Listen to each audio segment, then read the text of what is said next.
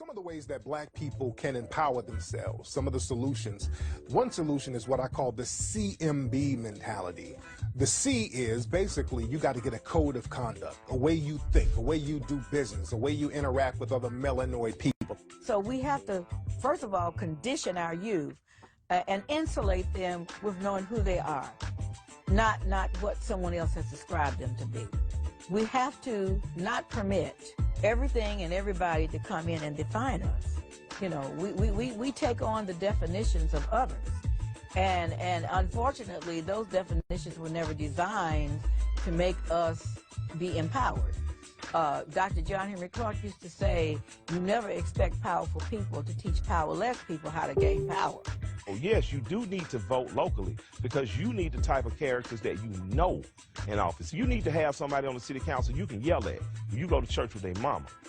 And the only way that's going to happen on the zoning board. Okay, you got a business you want to open. Man, you can have your homeboy run for office, get on the zoning board. You can do that. But you got to understand politics locally. You got to go to your PTA meetings. You got to go to your neighborhood association meetings. You got to go to the city council meetings. You got to get out in your community again. Estrange yourself from the Republican and the Democratic parties. Create your own. The Democrats and the Republicans are two fangs on the same snake. First, you can't learn all these things in the public school system, and that includes college. You have to learn on your own outside of the system. You have to do your self-education, your self-evaluation, which means you're going to be lonely because nobody likes a smart Negro. I mean, if you're trying to be intelligent, talk about your history and be more aware, you're going to turn a lot of black people off. The loneliness will drive you back and just getting a hair relaxer, you know. The loneliness of being intelligent. One of the challenges that black people have had is that our very psyche has been fractured through slavery, colonization, segregation, discrimination, Jim Crow. No people on the planet have gone through what we have gone through. So we've got to recognize that as a fundamental reality. That still shapes and drives our consciousness. So we are dysfunctional people. You know, we have been programmed to be dysfunctional. So it's going to take a special type of concentration of thought and energy in order to prepare our psyches. So in that context, we also can see very clearly that no people on this planet have gone through what we have gone through and progress to the extent that we progress. So that to me is an indicator that there's something in us. There's a presence, there's a power, there's a spirit, there's a force, whatever you want to call it, that's in us that has protected us to some extent. Despite all the negativity that we've gone through, something has protected us and allowed us to make something out of nothing and rise to the top despite all the opposition in our way. Know who you are, know the people you come from, and be clear about where you're going. And make sure that you leave something behind that's worth remembering. We have to start to look at education. We have to begin to educate our own children. You know, people say, can white people teach black children? Yes, they can. I've known many good European math teachers, good science teachers. My problem is that they should not teach children. My challenge is we should be teaching them. That's my situation, and that's why I've taken full responsibility as it relates to the work that I do to educate our community and to educate our people and specifically our children. If we don't do it, if we don't love and support and empower ourselves, then nobody will. Stop waiting for white people to give you permission to love yourself. There's nothing wrong with black love, even though they somehow flip that into white hatred, which we know that it's not. So, you know, I think that establishing that awareness, putting it into action, liberating yourself economically and educationally, and then liberating others. Those are the steps we need to take, but we have to realize it's going to be a long-term process. Examine yourself and apply yourself. Whatever the available tools, use them and maximize them. And set a plan of success based upon the fact that you will never give up or give in. And then look for others like yourself to share that particular dream, that particular attitude. To gain control of the education of our children. By telling those people who are in our community, if you're going to come with your racist attitude, you come with your racist books, You come with your anti-blacks and said you're not going to teach my children their history, then I want you out of my community tomorrow. I'm going to close the schools down. It's better that the schools are closed down than to create more cripples for the prison industrial complex. But at the end of the day, you have to be responsible for your own education. Find out who you are. Find out what you were put here for. See the world. Mentor a child. Engage in the type of connections with people that give you aha moments so that you know what you've been put here to do. And then go and develop that skill. Buy whatever cheap houses or land you can. Refurbish those, rent them out, live there if you can. Start directing African-American children to trade schools and computer trades in particular, but trade. Steer our children away from college into the trades.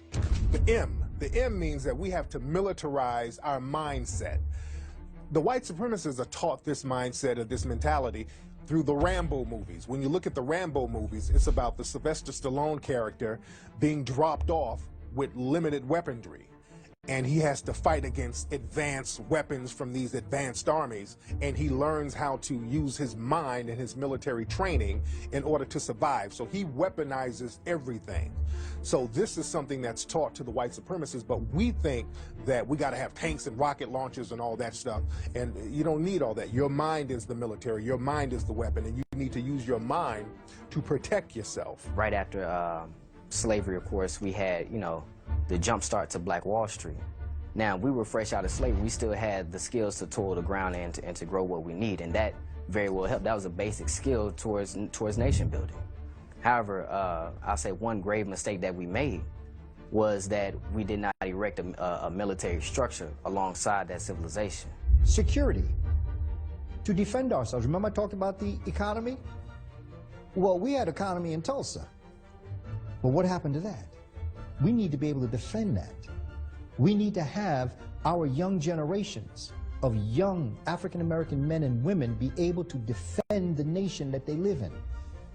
And we need to have that strong concept, whether it is the Fruit of Islam's concept, whether it is the Moorish Science Temple concept, whether it is the Black Panther concept, whatever it is, we have to defend by any means necessary our people, our children, our nation. Study your history. Act like any other thing in nature acts. Something tries to kill you, kill it first. That's the law of nature. To sit down and be killed and be abused and mutilized, than to have the killer giving you a religion to rationalize this as normal, is total insanity. The military is a way of thinking. That's why I mentioned the misdirection and deception. You have to think military to be military. You have to be in that spirit. Don't look for anything. The computer is a weapon. Everything is run with computer, drones, supplies, everything. You have the weapon. You can go to this, get a $99 laptop or whatever. You have the weapon. Everything you need to defeat them, they bring to you. Learn to work with your hands. Learn to grow your own food, fetch your own water, things of that nature, even if it's electrical work or even barbering. Because hand skills translate to other things as well.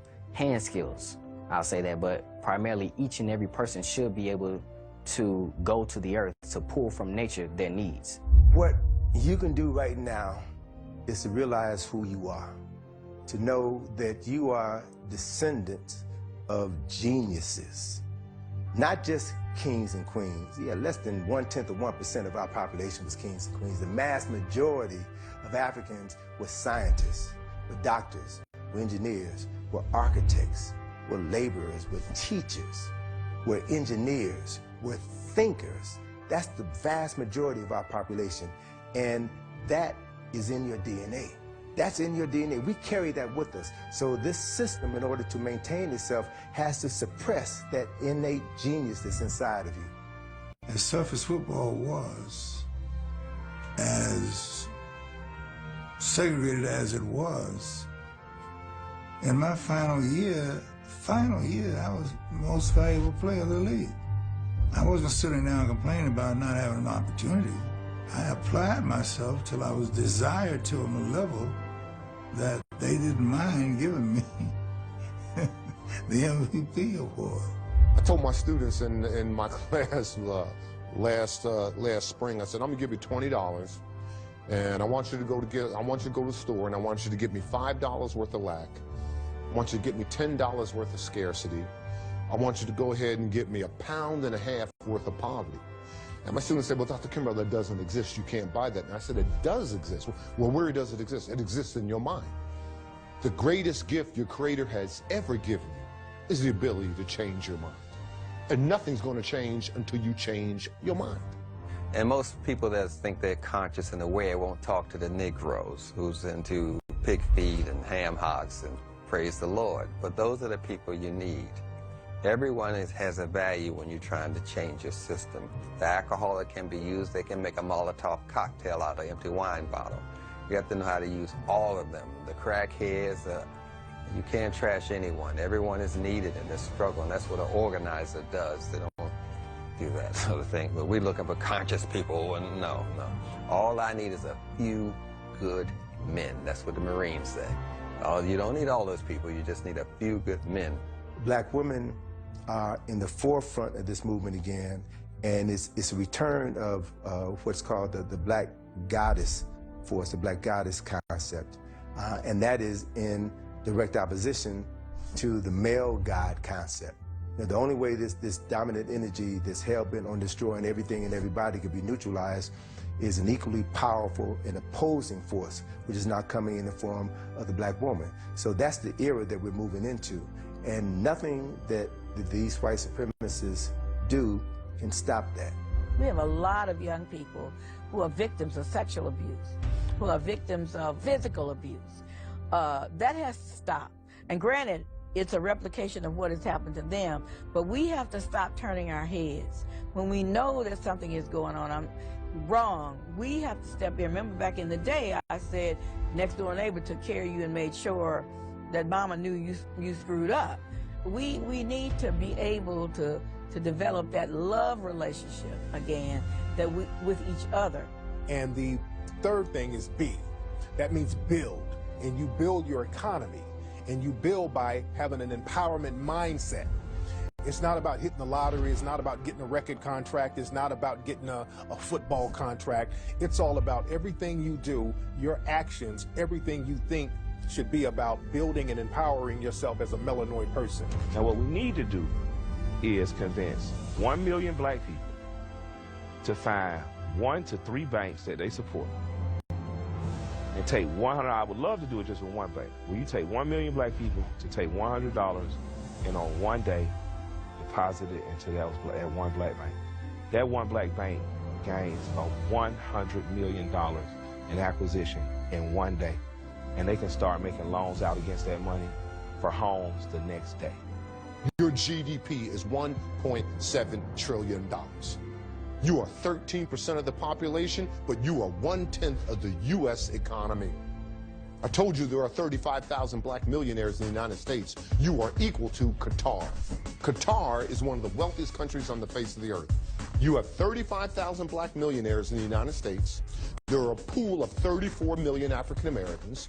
You have 30,000 individuals in Qatar who are millionaires, but there are less than 1 million people who live in Qatar. Why? Because they talk economic development, because they talk entrepreneurship. They're all over the world building businesses. Get over this victim mentality, black America. Get over this, damn it, oh, woe is me. Your Creator doesn't know anything about that. Quit trying to limit the unlimited and see how far you can go. Their God is money. They speak of God more on their currency than in the Bible, because every bill, every coin says, in God we trust. It don't say in the word of God we trust. It says in God we trust, and in God is their money. Take their money. I think getting back to cooperative farming, and in the instances in the inner cities where you cannot do that, you forming food co-ops among African groups, African people in America, and buying your foods from people who grow organic foods is critical. Because people say, oh, it's expensive. Not if you have a co-op. It's not expensive. So we have to look at that as a factor. We need to look at economics. Need to look at that. Need to understand what economics is. And although I realize that money could be the root of all evil, it's also the root of success if you use it properly. We have to be real clear. You've got to spend our money in order that our nation is able to rise up out of this. I'm not into nation building, I'm into empire building. And to do that, you have to have a strong economic base. The first thing we need to do is study our history. The second thing we need to do is any businesses that do not serve our community, that treat us like they are parasites and we sacrifice, let's stop being their sacrifice by putting our money in our pocket and finding someplace else to spend it. We made $1 trillion last year and we gave it to the people who hate our guts. Let's take that $1 trillion and open businesses for ourselves. We need to get serious about business. We need to get serious about entrepreneurship. We need to get serious about building residual income streams. And we need to find ways of being able to second generation it and pass it on to the next generation. And they have to be instructed, the second generation have to be instructed. This is what I've passed down to you, multiply it by 10 and pass that down to your children. And then essentially we then keep that program rolling. We need to go into our bookstores, go online to all of the black businesses, and we have to start to subscribe to them, and we start purchasing things. I do realize there are some things that our people do not manufacture that we need. I understand that. And under those circumstances, of course, you need to get your product. I am saying let's do a concerted effort looking for businesses that reflect us and do for us, and keep that dollar circulating in the community as many times as we possibly can before it leaves. And that's why people who say our history ain't nothing work so hard to keep it away from us. When you know who you are, you know what to do next about your well-being.